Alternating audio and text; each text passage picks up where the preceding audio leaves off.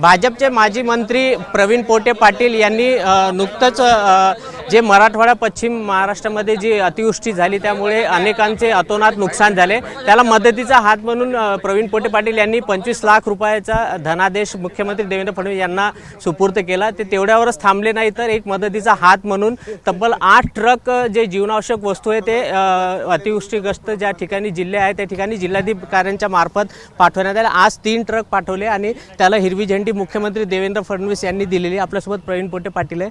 3 truck आज जात आहेत। आज आपण पूर पीडित लोकांसाठी महाराष्ट्रामधून आपण अमरावतीमधून त्यांना पाठवतो आहे। जवळपास 3 ट्रक आहे, 2,2500 किट आपण त्या ठिकाणी पाठवतो, धाराशिवला पाठवतो आहे आणि आपण टोटल 8 ट्रक पाठवणार आहे। त्या दिवशी माननीय मुख्यमंत्री देवेंद्रजी फडणवीस साहेब यांना आपण 25 लाखाचा चेकसुद्धा दिलेला आहे। आज त्यांनी या ठिकाणी झेंडीसुद्धा दाखवलेली आहे।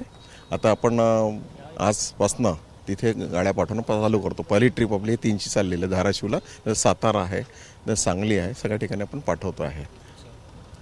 याच्या आधी पण तुम्ही अनेक मदती दिलेली आहे, परंतु ही जी गरज आहे ती खूप नितांत आहे सध्या। ही सध्याची परिस्थिती फार वाईट आहे। पाऊस फार मोठ्या प्रमाणात झालेला आहे।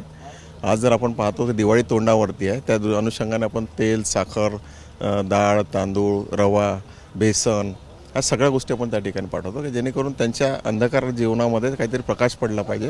आणि त्यासोबत आपण 5-5 दिवेसुद्धा पाठवतो आहे। मी असं परमेश्वर गजानन महाराजच्या प्रमाणे अशी प्रार्थना करतो आहे की असा काळ कोणावर येऊ नये, कुठल्याही शेतकऱ्यावर येऊ नये, कारण शेवटी हा आपला जो देश आहे हा शेतीप्रधान आहे, कृषीप्रधान आहे। त्या दृष्टिकोनातून आपण सगळ्यांना मदत करतो। याच्या आधीसुद्धा आपण वेगळ्या पद्धतीने मदती करत आलो आहे। मला असं वाटतं की आपण या अनुषंगाने बाकी लोकसुद्धा मोठ्या प्रमाणात मदतीसाठी समोर येतील असं मला अपेक्षित आहे। एबीपी माझा, उघडा डोळे बघा नीट।